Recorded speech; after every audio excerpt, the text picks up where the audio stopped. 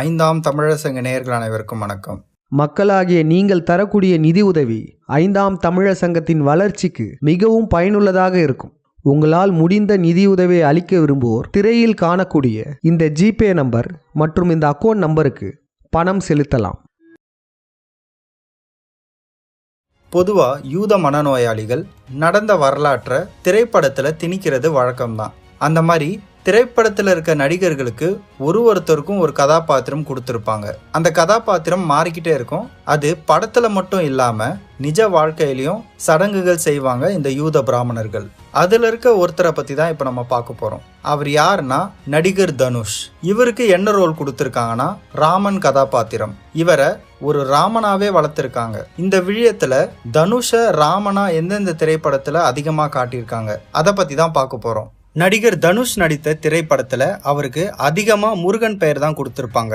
எடுத்துக்காட்டுக்கு புதுக்கோட்டையில் இருந்து சரவணன், அதுல அவர் பேர் சரவணன்.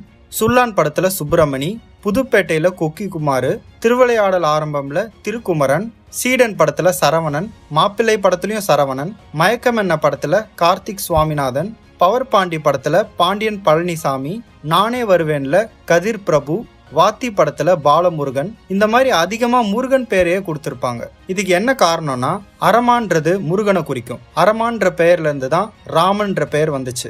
அதனாலதான் ராமன் கதாபாத்திரமா இருக்கிற இவருக்கு எல்லா திரைப்படத்திலையும் முருகன் பெயரை வச்சிருக்காங்க. அதாவது முருகன் பெயருக்குள்ள இருக்கிற ராமன் கதாபாத்திரம்.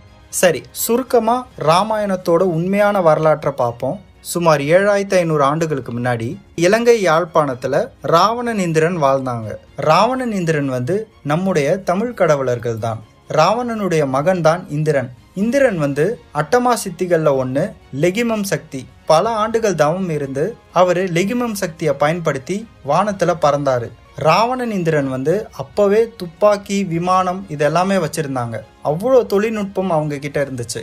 இந்த பக்கம் கசார்ல இருந்து கடல் கடந்து வந்தவன் தான் ராமன். ராமன் ஒரு யூதன். ராமனை கடவுளா நினைச்சு நிறைய பேர் கும்பிட்டுட்டு இருக்காங்க. உண்மையாவே அவன் கடவுள் கிடையாது, அவன் ஒரு யூதன். ராமன் கூட சில பெண்களும் வராங்க. கடல் கடந்து இங்க பார்த்தா இந்த பூமியே சொர்க்க பூமியா இருக்கு. ஊட்டி மலைகள்லாம் அவ்வளோ அழகா இருக்கு. புல்கள்லாம் வெட்டப்பட்டு அதை பராமரிச்சு அவ்வளோ அழகா இருக்கு. அது மட்டும் இல்லாம தொழில்நுட்பம் அதிகமா வளர்ந்துருக்கு. இதெல்லாம் பார்த்து ராமனுக்கு சரியான பொறாமை, காழ்ப்புணர்ச்சி. நம்ம அங்க காட்டு மிராண்டிகளா வாழ்ந்திருக்கோம், இவங்க என்ன இவ்வளோ டெக்னாலஜி வச்சிருக்காங்க அப்படின்னு சொல்லி ராவணன் இந்திரன் மேல கோவம். இந்த நிலத்தை எப்படியாவது கைப்பற்றணும் அப்படின்னு சொல்லி அனுமன்ற ஒருத்தனை கூட சேர்த்துக்கிட்டு அவனை வச்சு படைகளை திரட்டி ராவணன் இந்திரனோட இடத்த சேதப்படுத்துறாங்க. சீதைன்றது பெண் கிடையாது, அது நிலம்தான். அந்த நிலத்தை கைப்பற்றதான் ராமன் அனுமனை கூட்டிட்டு ராவணன் இந்திரன் கிட்ட போருக்கு போறான். ஆனா போர்ல தோத்தது ராமன் தான். உண்மையாவே நம்ம ராவணன் இந்திரன் தான் அந்த போர்ல ஜெயிச்சாங்க. இந்திரன் பல ஆண்டுகள் தவம் இருந்து அவரு லெகிமம் சக்தியை பயன்படுத்தி வானத்துல பறந்தாரு. இந்த ராமாயணம் போறப்போ இத ராமாயணம் சொல்லக்கூடாது, ராவணியம் தான் சொல்லணும். அந்த போறப்போ இந்திரன் தன் துப்பாக்கியாலேயே சுட்டாரு. அதுல இருந்து வந்த தோட்டா ராமனோட கழுத்திலேயே பாஞ்சுது. அங்கேயே ராமன் தலை துண்டிக்கப்பட்டு ஜலசமாதி ஆனான். இதுதான் உண்மையாக நடந்த ராவணியம் வரலாறு. இந்த உண்மையான வரலாற்றை முனைவர் திரு பாண்டியன் ஐயா பல ஆய்வுகள் செய்து ஆதாரத்தோட மிக துல்லியமா இந்த வரலாற்றை மீட்டெடுத்திருக்காரு. மேலும் ராவணியம் வரலாற்றை பத்தி நீங்க தெரிஞ்சுக்கணும்னா தமிழ் சிந்தனையாளர் பேரவை சேனல்ல ராவணியம் பிளேலிஸ்ட்னு இருக்கும். பார்க்காதவங்க அந்த விழியத்தை முழுமையா பாருங்க. நம் கடவுளர் ராவணன் இந்திரன் வென்றாங்க. இதுதான் உண்மையா நடந்த வரலாறு. இந்த AK-47 துப்பாக்கியெல்லாம் பார்த்தீங்கன்னா அந்த 47 கூட்டினீங்கன்னா கூட 11 தான் வரும். 11ன்றது ராவணன் இந்திரனை தான் குறிக்கும். 9ன்றது ராமனை குறிக்கும். ட்வின் டவர் அட்டாக் கூட 9/11 தான் சொல்லுவாங்க. ட்வின் டவர்ன்றது ராவணன் இந்திரனை தான் குறிக்கும். அதுவும் விமானத்தை வச்சு தான் ஆக்சிடென்ட் பண்ணியிருப்பாங்க. இந்த மாதிரிலாம் வரலாற்றை ரிப்பீட் பண்ணி சடங்கு செய்யறது தான் யூத பிராமணர்களோட வேலையே. சரி, இப்போ தனுஷை எந்த படத்தெல்லாம் ராமனா காட்டியிருக்காங்க அதை வரிசையா பார்ப்போம். முதல் படம் புதுப்பேட்டை. இந்த காட்சியை பாருங்க.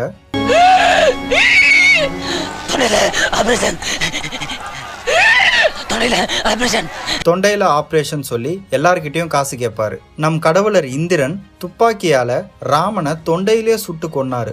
ராமன் ஜலசமாதி ஆயிட்டான். இதுதான் உண்மையா நடந்த வரலாறு. இது யூத பிராமணர்களுக்கு நல்லாவே தெரியும். அதனாலதான் தொண்டையில ஆபரேஷன் அப்படின்னு சொல்லி இந்த காட்சியை தனுஷ்க்கு திட்டமிட்டு வச்சிருக்காங்க. இப்போ 2 எடுத்துக்காட்டு பாருங்க.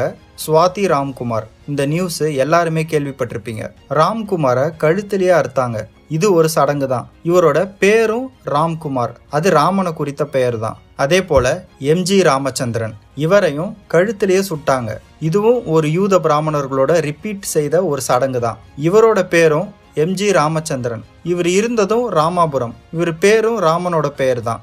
எம்ஜிஆர் ராமன் தேடிய சீதைன்னு படமே நடிச்சிருக்காரு. இவரை ஒரு ராமனாவே வாழ வச்சிருக்காங்க. இந்த மாதிரி ராமன் கழுத்தறுக்கப்பட்டு செத்த வரலாற பிண்டாரிகள் படங்கள்லயும் சரி நிஜ வாழ்க்கையிலயும் சரி இந்த மாதிரி வரலாற்றை ரிப்பீட் பண்றாங்க. இதுதான் உண்மை.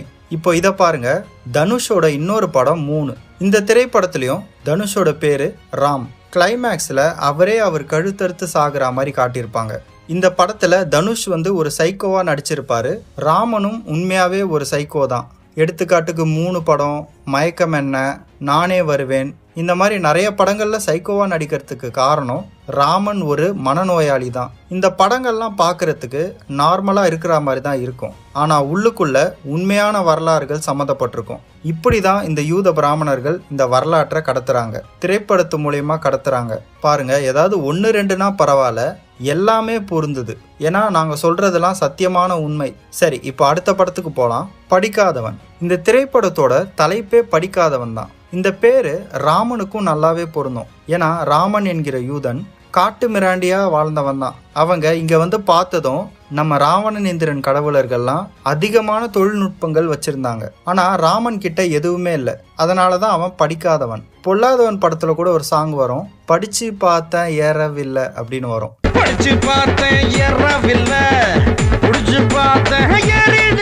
இந்த படிக்காதவன் பொல்லாதவன் எல்லாமே ராமனுக்கு பொருந்திய பேர் தான். ராமன் ஒரு முட்டாள் தான். அதனாலதான் அவங்களே இந்த திரைப்படத்துக்கு படிக்காதவன்னு பேர் வச்சிருக்காங்க. இந்த திரைப்படத்துல தனுஷ் ராமன் கதாபாத்திரம், தமன்னா சீதை கதாபாத்திரம். இதுல வர வில்லன் சமரசிம்மா ரெட்டி. பொதுவா ரெட்டிகள் ராவணன் இந்திரனோட வம்சாவளிகள் தான். அதை நம்ம முனைவர் திரு பாண்டியன் ஐயாவே சொல்லியிருக்காரு. இந்த சீனை பாருங்க. எப்படி ராமாயணத்துல ராவணன் சீதையை புஷ்பக விமானத்துல கூட்டிட்டு போவாரோ அதே போலதான் இந்த சீனும் இருக்கும். இந்த கதாபாத்திரம் யாரை குறிக்குதுன்னு உங்களுக்கு தெரியுமா? உங்கள நிறைய பேர் கண்டுபிடிச்சிருப்பீங்க. இவர் பறந்து வர்றது, பைக்கில் நின்றுட்டு வர்றது, இவர் நடை, இவரோட செயல், இது எல்லாமே குரங்கு சேட்டைகள் மாதிரியே இருக்கும். இவர் தான் இந்த திரைப்படத்துல அனுமான் கேரக்டர். இந்த திரைப்படத்துல ராவணன் பெரிய ஆளுன்றதால ராமன் தனியா போய் ஜெயிக்க முடியாது, உதவிக்கு நல்ல பலசாலியான ஆள் தேவைன்றதால அனுமான் கிட்ட போய் உதவி கேட்குற மாதிரி இந்த சீன் இருக்கும். இவங்கெல்லாம் ராவணனை எதிர்த்து ஒரு படையா போவாங்க. பொதுவா ராமாயணம் கலந்த வரலாறு தான் இந்த திரைப்படம். இந்த திரைப்படம் மட்டும் இல்ல, பொதுவா தனுஷ் மூவி எல்லாமே ஒரே மாதிரி தான் இருக்கும். அது எல்லாமே ராமாயணம் சம்பந்தப்பட்ட வரலாறா தான் இருக்கும். ஏன்னா தனுஷை ஒரு ராமனாவே வளர்த்திருக்காங்க. அடுத்த திரைப்படம் பொல்லாதவன். இந்த திரைப்படமும் ராமாயணம் சம்பந்தப்பட்ட வரலாறு தான். இதுல நடிச்ச வில்லன்கள் அண்ணன் தம்பி, ராவணன் இந்திரன், செல்வம் ரவி. செல்வம்ன்றது ராவணன் கதாபாத்திரம், ரவின்றது இந்திரன் கதாபாத்திரம். இதுல கருணாஸ் தான் அனுமான் கதாபாத்திரம். அடுத்து உத்தமபுத்திரன். இந்த படத்துல இவரோட பேரு தண்டபாணின்னு சொல்லுவாங்க. அது ஒரு தண்டம். சந்தோஷ், உனக்கு ஒண்ணு தெரியுமா? அது பேரு கூட தண்டபாணி. அந்த தண்டம்ன்றது கோதண்டராமன் தான். அது ராமனை தான் குறிக்கும். இதுல வர வில்லனெல்லாம் முட்டா பீஸு, முரட்டு பீஸுன்னு சொல்லுவாங்க. நம்ம கடவுளர்களை அசிங்கப்படுத்துற மாதிரி தான் வச்சிருப்பாங்க. இதுல நடித்த வில்லன்கள்லாம் ராவணன், இந்திரன், கும்பகர்ணன் தான். நம்ம கடவுளர்களை வில்லனா வச்சு ராமனை ஹீரோவா வச்சு சந்தோஷப்படுவாங்க இந்த யூத பிராமணர்கள். இந்த திரைப்படத்திலையும் நடிகர் விவேக் தான் அனுமன் கதாபாத்திரம். ராமனுக்கு அனுமன் உதவி செய்யற மாதிரி காட்டியிருப்பாங்க.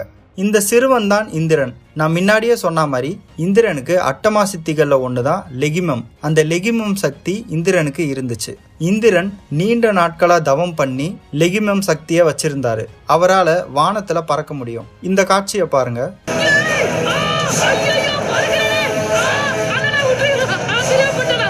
இந்த இந்திரன் கதாபாத்திரமாகிய இந்த சிறுவன் பறக்கிற மாதிரி காட்சி அமைஞ்சிருக்கும்.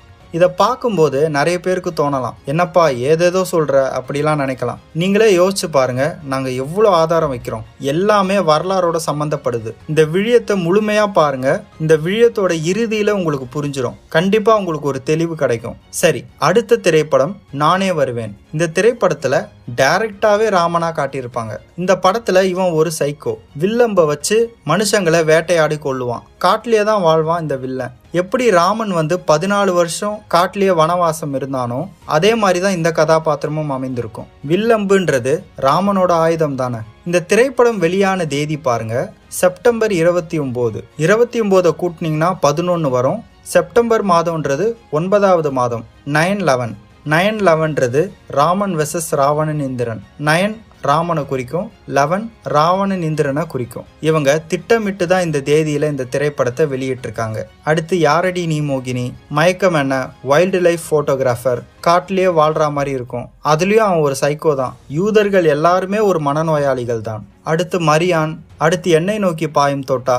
இத பாருங்க, எண்ணெய் நோக்கி பாயும் தோட்டா. அது என்ன எண்ணெய் நோக்கி பாயும் தோட்டா? இந்திரனோட துப்பாக்கியில இருந்து பாய்ந்த தோட்டா ராமன் கழுத்திலேயே பாஞ்சுது. அதனாலதான் தனுஷ் ராமனா நடிச்ச இந்த படத்துக்கு எண்ணெய் நோக்கி பாயும் தோட்டான்ற பேரை வச்சிருக்காங்க. இது ஒரு சரியான ஆதாரம். இந்த மாதிரி யாராவது ஒரு தலைப்பை வைப்பாங்களா? எண்ணெய் நோக்கி பாயும் தோட்டா. இது வரலாற்றை ரிப்பீட் பண்றதுக்காகவே இந்த தலைப்பை வச்சிருக்காங்க. எண்ணெய் நோக்கி பாயும் தோட்டான்னு வச்சதுக்கு பதிலா என் கழுத்தை நோக்கி பாயும் தோட்டான்னு வச்சிருக்கலாம்.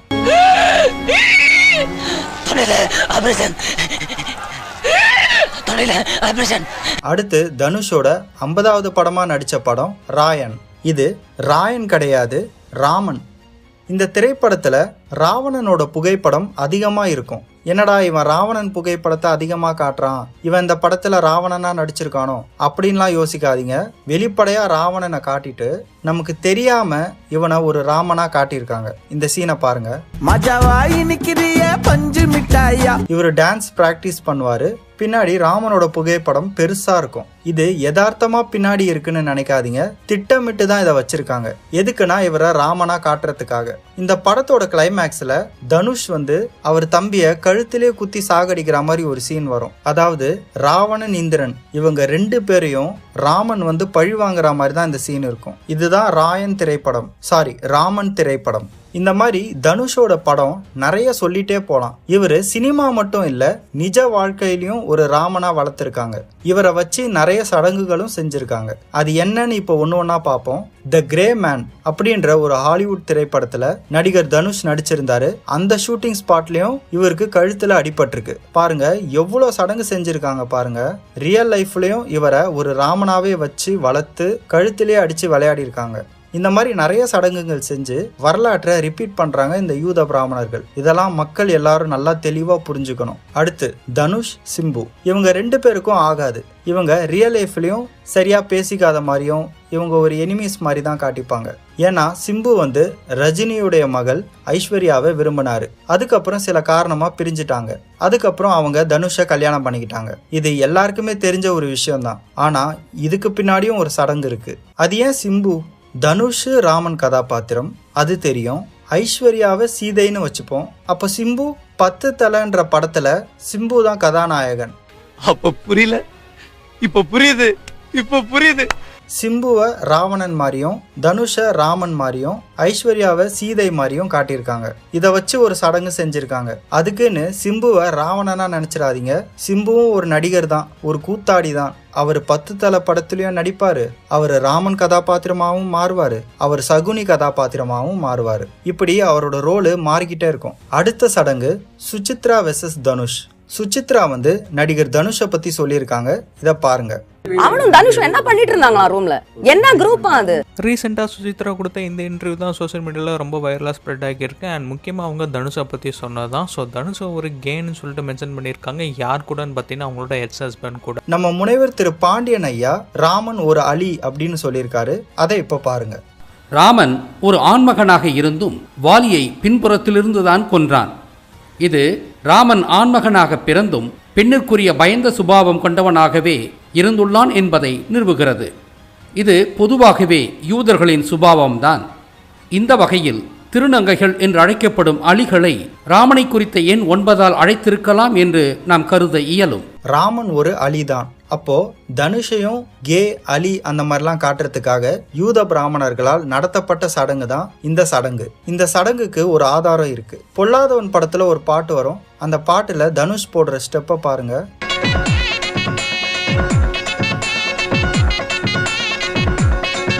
ராமன் ஒரு அலின்றத அவங்களே சூட்சமமா காட்டுறாங்க. இந்த மாதிரி நடிகர் தனுஷ் ராமன் கதாபாத்திரம் தான். அது அவரோட ரியல் லைஃப்லயும் சரி திரைப்படத்திலயும் சரி அவரை ஒரு ராமனாவே வளர்த்திருக்காங்க. அவரை வச்சு நிறைய சடங்குகளும் செஞ்சிருக்காங்க. யூத பிராமணர்கள் நடிகர்களை வச்சு மட்டும் சடங்கு செய்யறாங்கன்னு நினைக்காதீங்க. வரலாற்றை ரிப்பீட் பண்றன்ற பேர்ல பல மக்களை கொண்டு சடங்குகள் செஞ்சிருக்காங்க. அவங்க தான் இன்னைக்கு இந்த உலகத்தை ஆண்டுட்டு இருக்காங்க. இது எல்லா மக்களுக்கும் தெரியணும். அதுக்காக தான் இந்த விழியம்.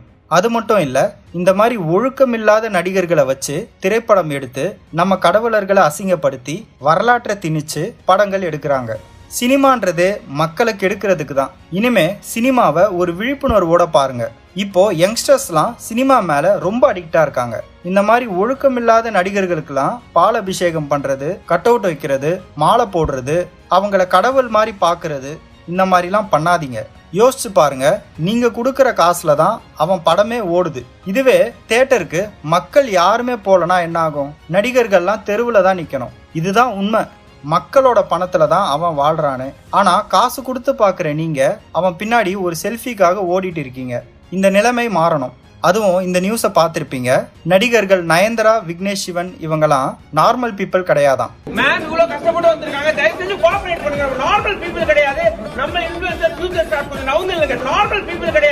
உண்மைதான், அவங்க நார்மல் பீப்புள் கிடையாது. இருக்கிறதுலே ஒஸ்ட் பீப்புள். நீங்களே யோசிச்சு பாருங்க.